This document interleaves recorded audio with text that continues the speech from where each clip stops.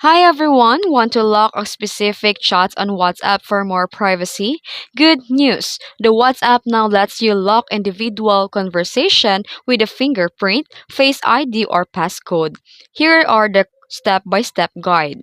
First, launch the WhatsApp on your phone and then go to the chats where you want to lock. Open the conversation you want to keep it private. Then, this open the chat info and settings. Then scroll down and tap the chat lock or lock this chat.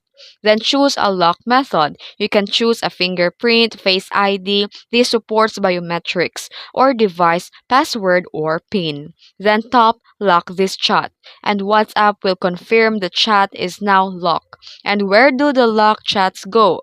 The lock chats are hidden in special folder called lock chats, which you'll find in your main chat screen. Just pull down to reveal the hidden folder and authenticate with finger, face ID, or password to view. And to unlock or remove lock, open the lock chat and tap the name at the top. Then go to lock chat and toggle off the lock this chat.